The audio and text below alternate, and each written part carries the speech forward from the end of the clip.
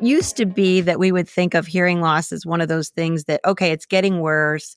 That's not so great. But today, it's moved from an inconvenience and something that's getting bad to a real detriment to your health if you don't get treated, because of this connection between the frontal cortex and everything in communication is so important to maintaining cognition, a sense of not having loneliness, a sense of belonging, and all these things, even hypertension, these things that are really detrimental to our health if we don't get treated. So I think that that's a difference in the way we view it today, maybe than before.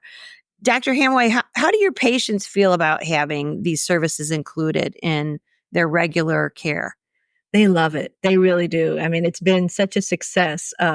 They don't want to go elsewhere. They really don't want the hassle of trying to go somewhere that's foreign, not trusting the person that they're seeing. They love the fact that it's in-house. The audiologist that we've had is amazing, and she's great with the patients. They trust her. They trust the office. They trust the familiar faces. So it's really facilitated everything. The ability of my patients to get tested. We don't have to deal with referrals. So they're very willing to do it. So it's convenient.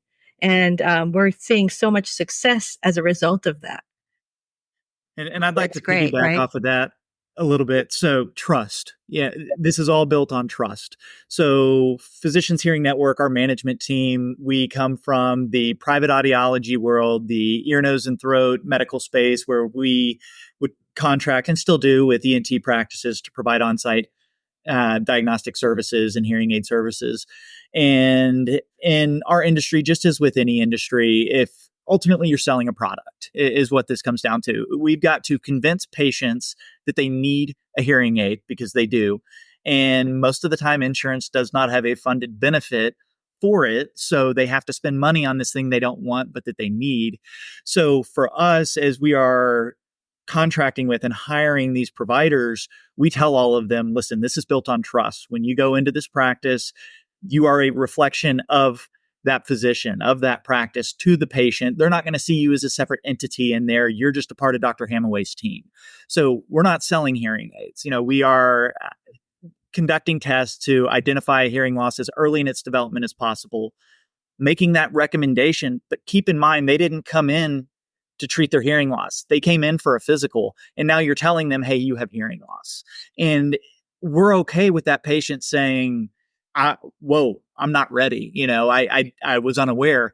And then the idea is that's okay. We'll see you again next year. We'll do another screening, keep an eye on it, make sure it's not getting worse. And ultimately, we just want them to get help, whether it's from us or someone else. But yeah, trust is the biggest thing. We make sure we don't hire pushy salespeople to place in these medical settings that would not be good for our physician relationships.